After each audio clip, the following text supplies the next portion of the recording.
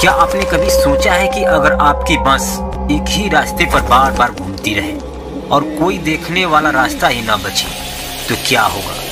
यह कहानी एक बस ड्राइवर की है जिसने अपने जीवन में सबसे भयानक रात देखी, रहस्यमयी औरत, गायब होते यात्री और एक खौफनाक सफर जो कभी खत्म नहीं होता। क्या रघु और माधव इस मौत के जाल से बाहर निकल पाएंगे या वे हमेशा के लिए इस भूतिया जगह के कैदी बन गए? इससे जानने के लिए इस कहानी को पूरा देखें। बस ड्राइवर की भयानक आप बीती।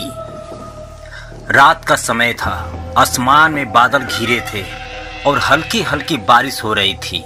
सड़कें सुनसान थी और दूर दूर तक कोई इंसान नजर नहीं आ रहा था। एक पुरानी बस अपने आखिरी सफर पर थी। इस बस का ड्राइवर रघु था, एक अनुभवी और साहसी ड्राइवर जिसने अपनी पूरी जिंदगी बसें चलाने में गुजार दी थी। लेकिन उसे क्या पता था कि उस रात जो होने वाला था वह उसकी जिंदगी का सबसे भयानक अनुभव बन जाएगा। रघु एक सरकारी बस ड्राइवर था। उसे रात की शिफ्ट में एक बस चलानी थी जो रामनगर से कोटद्वार के लिए रवाना हुई थी। बस में ज्यादा यात्री नहीं थे, सिर्फ 7-8 लोग थे। कुछ लोग सो रहे थे, कुछ बाहर अंधेरे में टकटकी लगाए देख रहे थे। रात के करीब 12:30 बज रहे थे जब बस एक घने जंगल वाले रास्ते से गुजर रही थी। तब अजीब घटनाएं होने लगी। सड़क पर एक गहरा कोहरा छा गया। ऐसा लग रहा था जैसे जंगल किसी अनजाने डर में घिरा हो। अचानक रघु को एहसास हुआ कि वह इसी रास्ते से 2 बार गुजर चुका है। रघु बुदबुदाया, अरे यह कैसे हो सकता है?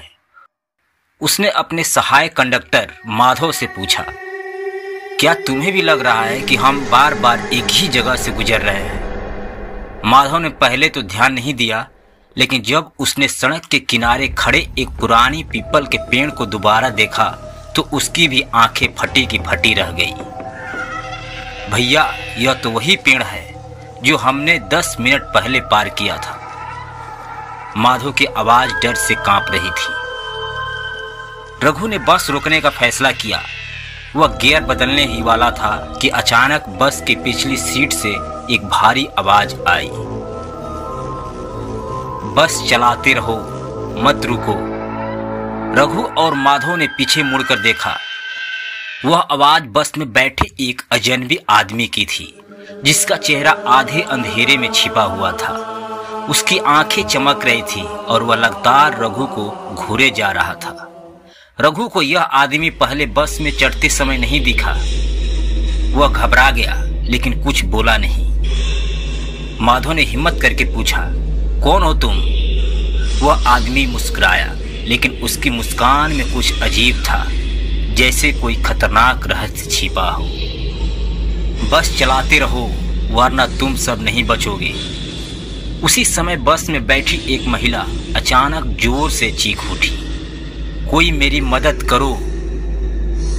लेकिन इससे पहले कि वह कुछ और कर पाती, बस की लाइट अचानक बुझ गई।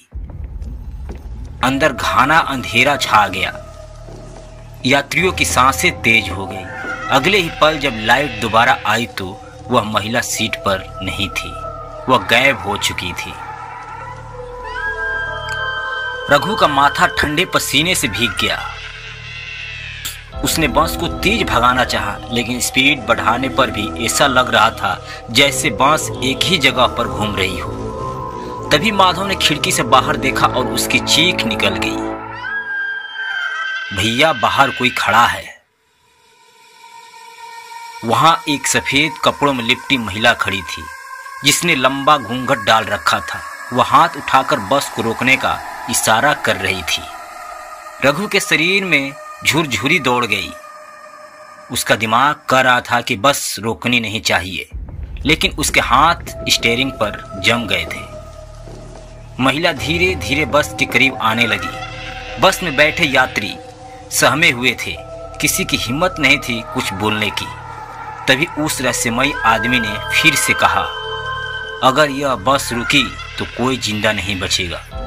लेकिन अब बहुत देर हो चुकी थी। अचानक रघु के हाथ अपने आप स्टीयरिंग से अलग हो गए।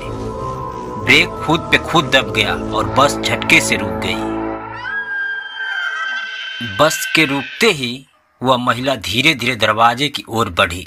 जैसे उसने पहला कदम बस के अंदर रखा, अचानक बस की पूरी बॉडी कांपने लगी। यात्रियों की आंखों के सामने बस के शीशे पर खून के निशान उभरने लगे।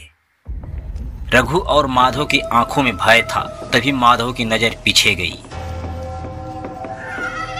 वह आदमी जिसने बस न रुकने के लिए कहा था, वो आदमी गायब हो चुका था।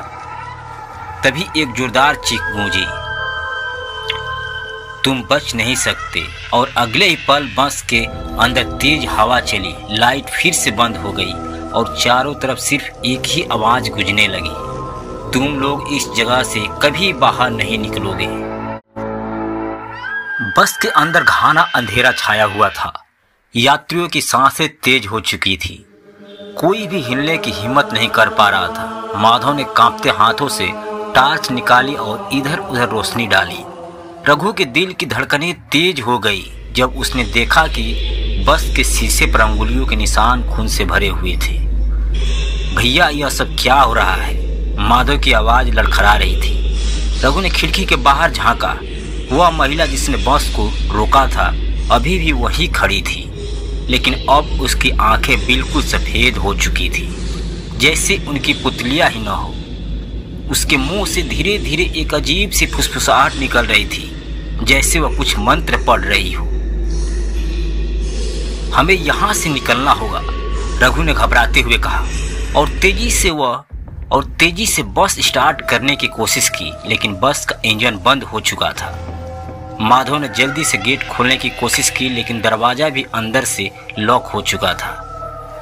तभी बस के अंदर की लाइट अचानक जोर से चमकी और फिर बुझ गई, और उसी पल बस की खिड़कियों पर कुछ सफेद आकृतियां उभर आई। ऐसा लग रहा था जैसे कई लोग बाहर खड़े होकर बस को घूर रहे हो, लेकिन उनमें से कोई भी इंसान नहीं था। तभी एक तेज चीख बस के अंदर गूंजी। रघु और माधव ने पीछे देखा। बस की पिछली सीट पर बैठा एक यात्री अपनी सीट से ऊपर उठ रहा था, लेकिन उसके पैर जमीन पर नहीं थे। उसका पूरा शरीर हवा में लटक रहा था और उसकी गर्दन धीरे धीरे मुड़ रही थी। तभी वही सफेद कपड़ों वाली महिला धीरे धीरे बस के दरवाजे के पास आ गई। उसके होंठ धीरे धीरे हिल रहे थे और उसने कहा, कौन हो तुम? यह जगह तुम्हारे लिए नहीं है। रघु कांपते हुए बोला, हम बस यहाँ से निकलना चाहते हैं, कृपया हमें जाने दो। महिला ने रघु को घूरा और फिर एक भयानक हंसी हंसने लगी। तुम यहाँ से नहीं निकल सकते, क्योंकि अब तुम इस जगह के मालिक बन चुके हो। रघु और माधव एक दूसरे की ओर देखने लगे। उनकी आंखों में सिर्फ खौफ था। तभी माधव को एक अजीब एहसास हुआ। उसने अपने मोबाइल में टाइम देखा। रात के 12:30 बज रहे थे।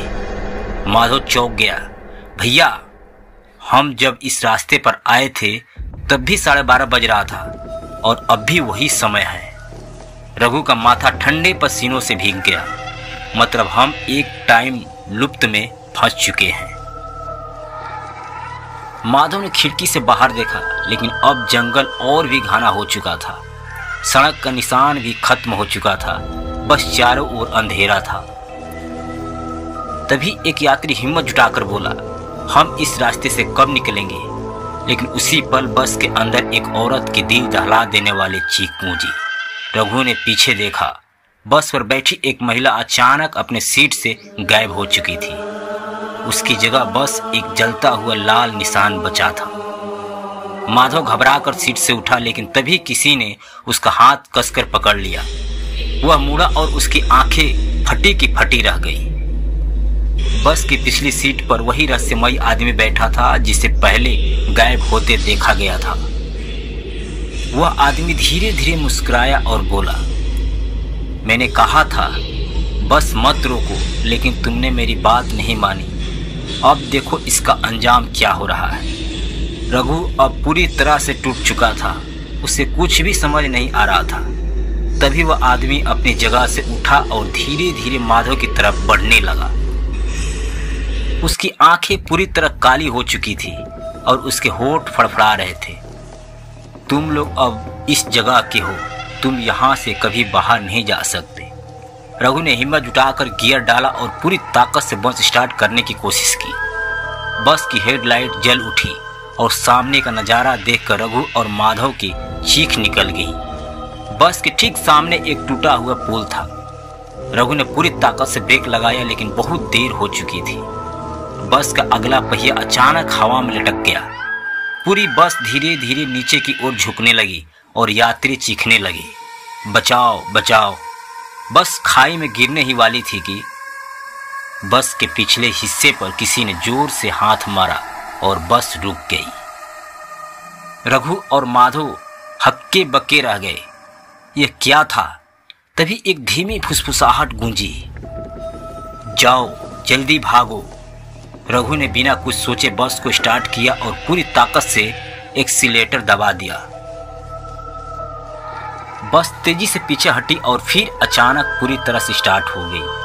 सामने सड़क वापस आ चुकी थी और घड़ी अब रात के 3:30 बजा रही थी। रघु और माधव हाँफते हुए एक दूसरे को देखने लगे। माधव कांपते हुए बोला, हम बच गए। लेकिन तभी रघु ने मिरर में देखा, बस के आखिरी सीट पर कोई बैठा हुआ था। रघु की सांस अटक गई। वह धीरे धीरे मुड़ा और उसकी आंखें डर से फट गई। वह वही महिला थी जो बस में सबसे पहले गायब हुई थी। उसके होंठ धीरे धीरे हिल रहे थे और उसने कहा, तुम सच में बच गए हो। अब क्या होगा? क्या रघु और माधव सच में इस भूतिया रास्ते से बाहर निकल पाए हैं या फिर वे अभी भी उस भयानक जगह में ही हैं? जानने के लिए देखिए अगला एपिसोड। अगर ये हमारी कहानी आपको अच्छी लगी तो मेरे चैनल को सब्सक्राइब करके वीडियो को एक प्यारा सा लाइक कर दीजिए और कमेंट बॉक्स में अपनी राय साझा करें।